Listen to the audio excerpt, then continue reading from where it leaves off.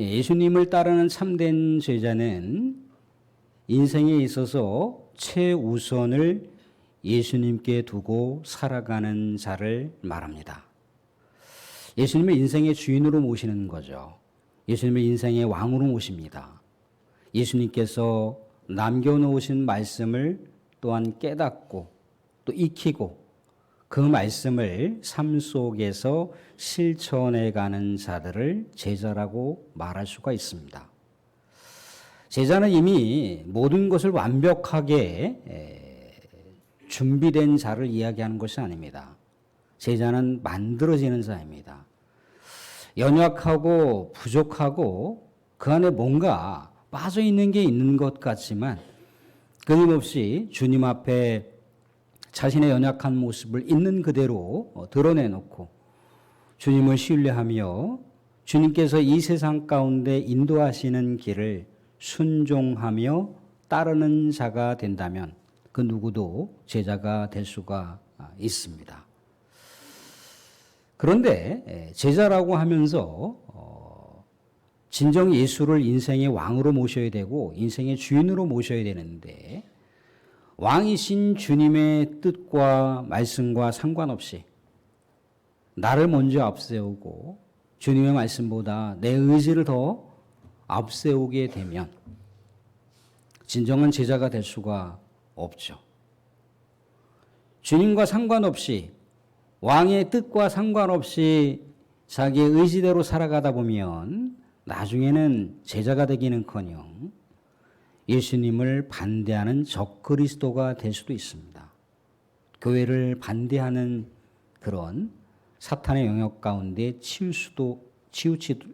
수도 있는 그러한 한계가 우리들에게 누구나 다 있다는 겁니다. 그렇지만 여전히 예수님께서는 참된 제자를 찾고 계시고 있고 참된 제자를 소망하시고 계시다는 거예요. 사랑하는 광기교회 성도님들, 이 자리 예배 가운데 참석하신 모든 예배자들, 예수님께서 진정 찾으시는 참된 제자가 여러분들이 되실 수 있기를 주님의 이름으로 축원드립니다. 오늘 본문의 이야기는 참된 제자의 이야기입니다. 근데 오늘 본문에 앞서서 어떤 이야기가 나오느냐면 시각장애인이 시력을 회복하는 장면이 오늘 읽었던 본문 앞 본문에 등장을 하고 있어요. 근데 이것은 뭔가 의도되고 있는 내용이라는 거죠.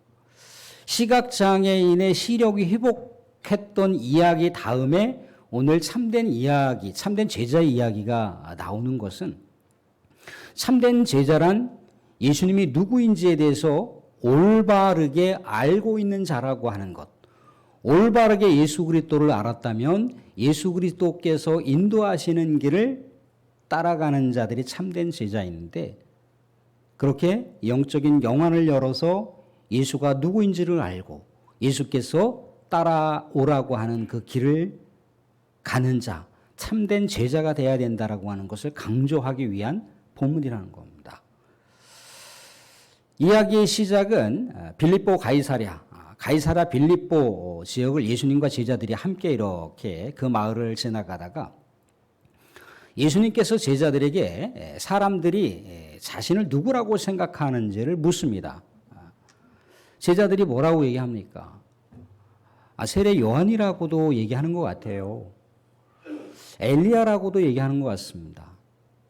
선지자 중에 한 사람이라고 그렇게 얘기들 합니다. 세례 요한은 이미 이 본문의 이야기가 등장할 때 이미 죽었죠.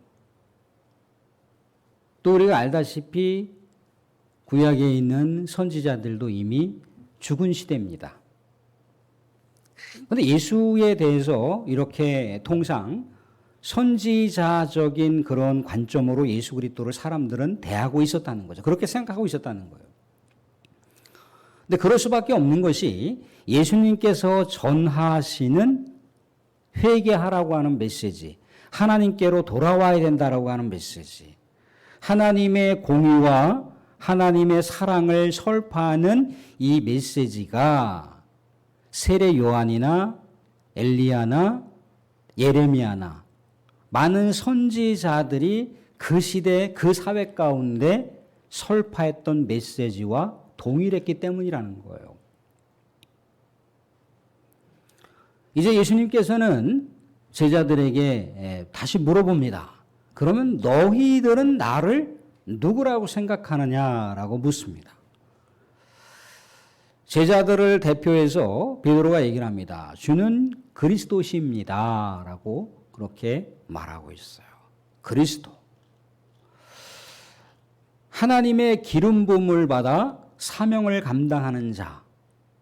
좀 더 구체적으로 얘기하자면 이스라엘을 구원시킬 구세주, 구원자라고 그렇게 제자들은 생각을 하고 있더라는 거죠. 그런데 표면적인 내용은 맞습니다. 그런데 정말 구체적인 내용까지 제자들이 제대로 깨닫고 있느냐가 관건인 거죠.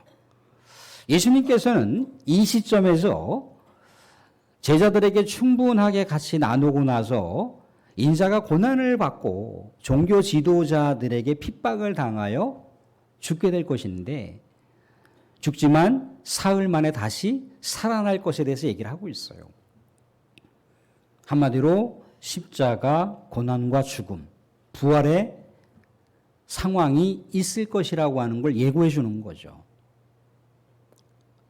그런데요, 제자들은 그리스도, 이스라엘을 구원할 구원자가 죽는다라고 하는 것은 상상할 수도 없어요. 이해할 수 있는 내용이 아니라는 거예요. 왜? 이스라엘을 구원할 구원자, 기름 부음 받은 그리스도는요, 불멸의 능력으로 외세의 어떤 세력이 아무리 강력하다 할지라도 그 외세를 내쫓고 이스라엘 민족을 해방시킬 수 있는 강력한 지도자적인 능력을 갖고 있어야 되는 것이 그리스도였기 때문에 그리스도가 죽는다라고 하는 것은 황당한 상황이 되는 거죠. 이스라엘에게 구원도 없는 것이고 이스라엘에게 미래도 없는 것이고 이스라엘의 그 어떤 비전도 없는 것이 되어버리고 만다는 거예요. 제자들이 꿈꾸고 소망했던 모든 그 상황들이 한순간에 물거품이 되어버릴 수 있는 지금 패배주의적인 이야기를 예수님께서 하시고 있습니다. 그도 그럴 것이 제자들이 그동안 예수님을 따라다니면서 예수님을 지켜봤던 그 모습은 무언가요? 강력한 능력으로 불치병자들을 치유해 주셨던 사건을 두 눈으로 보고 두 귀로 들었습니다.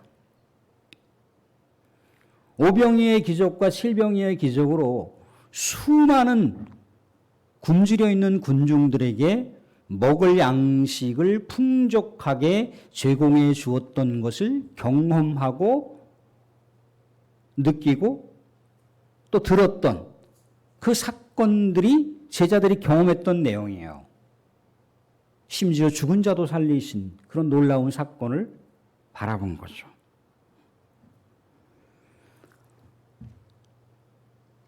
풍랑일렁이는 바다 한복판을 항해할 때 예수님께서 말씀 한마디로 거친 그 돌풍, 풍랑을 잠재우셨던 자연세계도 장악하고 자연세계도 다스렸던 능력이 있는 분이 예수님이었습니다. 그런데 예수님이 갑자기 죽는다라고 하는 이야기를 하고 있으니 제자들의 입장에서는 기가 찰 오르신 거죠. 이 조만간 머지않아 예루살렘에 들어가서 하나님의 위대한 나라 이스라엘을 새롭게 재건할 수 있는 그런 기회를 제자들이 부푼 기대를 안고 그렇게 나아가고 있는데 갑자기 예수님께서 찬물을 확 견져버리는 그런 발언을 하고 있으니까 제자들은 지금 당혹스러움을 금치 못하고 있는 거예요. 그래서 베드로가 예수님을 붙들고 항변하는 장면을 말씀 가운데 볼 수가 있습니다. 오늘 말씀 가운데 32절 말씀 봐주시기 바랍니다. 32절에 이렇게 얘기를 하고 있습니다. 드러내놓고 이 말씀을 하시니 베드로가 예수를 붙들고 항변하매. 항변하다라고 하는 말은 에피티마오라고 하는 언어의 의미인데 꾸짖다, 강하게 질책하다, 강하게 나무라다라고 하는 의미를 담고 있어요. 이것을 본문의 내용과 연결해서 생각해보면 예수님 정신 차리세요. 왜 이렇게 예수님 우리를 좌절시켜 주시는 말씀을 하시고 있습니까? 예수님 제발 정신 차리세요. 그리스도가 죽는다니요. 죽어서는 안 됩니다. 죽어서도 안 될 뿐더러 죽는 일도 없습니다. 예수님. 그런 말씀하지 마십시오. 제발 좀 예수님. 그러면 예수님을 붙들고 막 이렇게 예수님 몸을 부여잡고 막 흔들면서 베드로가 예수님께 항의하면서 예수님 그러시면 안 된다라고 실책하고 있는 그런 상황이었다는 거예요. 그런데 사랑하는 성도님들, 우리가 알다시피 성경은 뭐라고 얘기합니까? 피 흘림이 없이는 제사함이 없다고 얘기를 한다는 거예요. 그리스도가 죽지 않으면 이 세상 가운데 구원도 없고 영생도 없고 하나님의 나라도 없습니다. 그리스도가 죽지 않으면 하늘의 뜻이 이 땅 가운데 성취될 수가 없어요. 하나님의 통치 역사가 충만하게 펼쳐지지 못하게 됩니다. 그리스도는 반드시 죽어야 됩니다. 그리스도는 반드시 하나님의 섭리와 계획 가운데 십자가에 버림받아 피 흘려 죽어야 되는 것이 그리스도의 운명이라는 거예요. 이것이 하나님의 뜻입니다. 그런데 제자들의 관념, 제자들이 생각하고 있었던 건 뭐예요? 그리스도가 죽는다라고 하는 개념은 없었거든요. 그리스도가 화려하게 이 땅 가운데 마치 부활한 다윗처럼 이스라엘을 새롭게 재건해야 되는 그런 생각만 제자들의 마음속에는 깊이 있었다는 거예요. 그런데 사랑하는 성도들 생각해 보세요. 이 땅 가운데 그리스도가 죽지 않으면 구원도 없고 영생도 없고 하나님의 나라가 이루어지지 않습니다. 누가 가장 그것을 그렇게 되기를 누가 가장 생각하고 있을까요? 사탄이겠죠. 사탄. 사탄은 그런 생각을 끊임없이 제자들에게 불어넣었던 겁니다. 사탄은 끊임없이 우리들에게도 그런 생각을 불어넣습니다. 그래서 예수님께서 이제는 더 강한 질책으로 제자들을 바라보시면서 베드로에게 나무랍니다. 33절 말씀을 한번 보겠습니다. 예수께서 돌이키사 제자들을 보시며 베드로를 꾸짖어 이르시되 사탄아 내 뒤로 물러가라. 내가 하나님의 일을 생각하지 아니하고 도리어 사람의 일을 생각하는도다. 제자들이나 베드로가 생각했던 것이 하나님의 일이 아니라 사람의 생각이었다는 거예요. 사람의 생각을 자꾸만 사탄이 침투해 들어와서 하나님을 바라보는 백성들이 하나님을 바라보지 못하고 하나님의 뜻을 이 땅 가운데 실현시켜 나가는 우리 하나님의 주옥과 같은 말씀을 자꾸만 반토막을 내버리더라는 거죠. 사탄아 내 뒤로 물러가라. 나를 따르라는 거예요. 내가 가는 하나님의 뜻, 하나님의 나라를 방해하지 말라는 거예요. 제자들은 제자들의 생각을 내려놓고 우리 주님께서 인도하시는 길을 따라야 된다라고 얘기를 하고 있어요. 그것이 진정한 제자도라고 하는 것을 예수님께서 강력하게 설파하시고 있는 이야기입니다. 어떻게 해야 그러면 참된 제자의 길을 갈 수가 있을까? 오늘 34절 말씀 나오는데 같이 한번 읽어보겠습니다. 34절 같이 봅니다. 시작. 무리와 제자들을 불러 이르시되 누구든지 나를 따라오려거든 자기를 부인하고 자기 십자가를 지고 나를 따를 것이니라. 누군지 나를 따라오려거든 자기를 부인하라고 하고 있습니다. 자기를 부인한다. 자기의 만족, 자기의 욕망, 자기가 꿈꾸는 것, 그것을 내려놓으라고 하는 이야기입니다. 제자들은 예수님을 왜 따랐을까요? 제자들은 오히려 예수님 때문에 자신들의 영광이 드러났습니다. 예수님 때문에 자신들의 존재감이 드러났어요. 자신들의 존재의 가치가 부각이 되었습니다. 예수님보다 자신들의 모습이 더 사람들에게 과시가 되는 그런 생각을 가졌던 거예요. 우리가 알다시피 야고보와 요한이라고 하는 사람은 어떻게 했습니까? 예수님께서 나중에 예루살렘에 가셔서 정말 놀라운 능력으로 새로운 정권을 수립하게 됐을 때 우리들을 우의정이나 좌의정으로 여러 공직 가운데 하나 큰 자리를 저희들에게 하사하여 주시옵소서.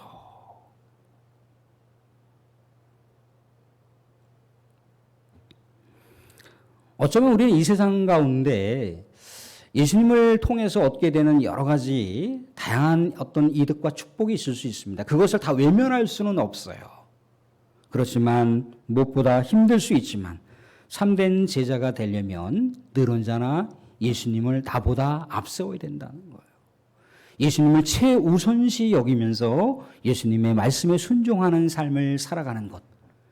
그것이 참된 제자라고 하는 것을 예수님 말씀하시고 있습니다. 예수님은 자기 십자가를 짊어지고 주님을 따르라고 하고 있습니다. 자기 십자가를 진다라고 하는 것은 주님 때문에 받게 되는 고난과 죽음도 각오하면서 예수님을 따라야 된다는 거예요. 사람들이 예수님을 따르는 것은요, 어떠한 화려한 특별한 어떤 인기 스타들을 막 이렇게 추구하다가 그 인기 스타가 뭔가 시들시들해지면 새로운 스타를 찾는 그런 삶이 아니라는 거예요.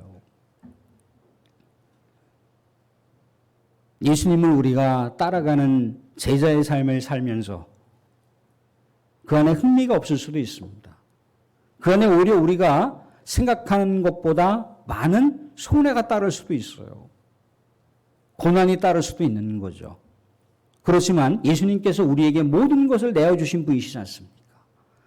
십자가에서 모든 것을 내어주시고 아낌없이 모든 것을 우리들을 위해서 바치신 예수님이라는 거예요. 제자들은 예수님께서 인기 절정에 이렇게 올라가게 됐을 때 어떤 고백을 했습니까? 예수님, 우리가 목숨을 바쳐서라도 주님을 지키겠습니다. 그랬다는 거예요. 그런데 예수님께서 무력하게 체포당하시고 무력하게 고문을 당하시는 그 상황 속에서 제자들은 예수님을 모른다라고 부인했던 이야기를 우리는 알고 있습니다. 그들이 뭔가 난처한 상황이 생기게 됐을 때, 그들이 뭔가 선택의 기로점에서 피해가 간다고 생각했을 때, 오히려 예수님께서 짊어지라고 했던 십자가를 못 지겠다고 할 수도 있는 거죠. 그런데 분명한 것은 참된 제자가 되려면 예수님께서 당하셨던 그 고난도 함께 짊어질 수 있는 각오가 있어야만, 결단이 있어야만 진정한 제자가 될 수 있는 것이라고 예수님은 말씀하시고 있습니다. 예수님은요, 자기를 부인하고 자기 십자가를 지고 나를 따르라고 하고 있습니다. 자기를 부인하고 자기 십자가를 지는 것은 과거형으로 되어 있어요. 그런데 나를 따르라고 하는 것은 현재형으로 되어 있습니다. 성령 충만, 은혜 충만, 여러 가지 어렵고 힘들 때 우리 하나님 거로부터 주신 놀라운 기도 응답을 받을 때는 어떻습니까? 예수님을 따랐다 이겁니다. 그런데 우리가 신앙의 여정길을 걷다 보니까 어느새인가 그것이 다 과거의 옛 사건들이었다는 거예요. 우리가 지금은 살 만큼 살고 지금은 어려움 없이 이 세상을 살아간다고 생각했을 때 정말 우리는 절박한 마음으로 주님을 찾고 있는가? 간절한 마음으로 주님을 우리가 바라보고 있는가를 우리는 스스로 돌아봐야 됩니다. 예전에 이러저러 했을 때는 상황과 조건에 상관없이 주님을 부르짖고 주님을 찾고 주님께서 가시는 길이라면 내가 따르겠습니다라고 했는데 지금 이러한저러한 이유, 이러한저러한 상황, 이러한저러한 조건 때문에 주님 따르지 못하겠습니다라고 할 수가 있다는 거예요.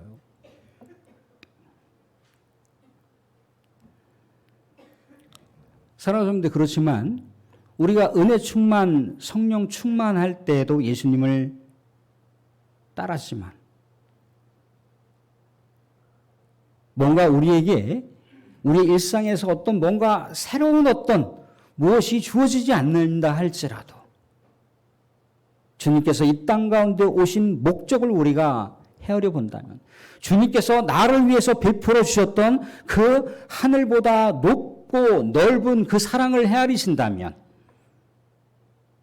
우리는 다시 우직하게 주님을 따라가야 된다는 것입니다. 그게 진정한 참된 제자라고 하는 것을 주님은 말씀하시고 있습니다. 사랑하는 말씀을 받겠습니다. 예수님은요, 이 세상 가운데 하나님 나라 역사의 지평을 넓혀 가실 때 참된 제자들과 더불어서 함께 그 일들을 해나가시기를 원하십니다. 예수님이 이 땅 가운데 우리를 어떤 존재로 생각하셨습니까? 종으로 여기지 않냐시고 친구라고 그렇게 말씀하셨습니다. 또한 하나님 나라의 통치 역사를 우리에게 맡기신다라고도 얘기를 했습니다. 함께 통치해 나가기를 원하신다고 했습니다. 예수님은 여전히 참된 제자를 찾기 위해서 분주하시다는 거예요. 참된 제자를 찾기 위해서 열망하신다는 겁니다. 그러할 때 사랑하는 성도님들, 주님, 내가 주님을 따르는 참된 제자가 되고 싶습니다. 나를 부인하고 우리 주님께서 맡겨주신 십자가를 내가 짊어지고 예전에도 그렇게 주님을 그 주님의 사랑에 목매이도록 그 주님을 바라보면서 따랐듯이 지금도 내가 변하지 않는 마음으로 주님을 따르는 진정한 제자가 되고 싶습니다. 그래서 아버지 하나님의 나라를 우리 주님과 더불어서 동참하고 그 주님과 더불어서 우리 하나님의 위대한 거업을 함께 이 세상 가운데서 펼쳐나가고 싶습니다라고 고백하는 우리 주님께서 찾으시는 진정한 제자가 여러분들이 되실 수 있기를 주님의 이름으로 축원드립니다. 아멘.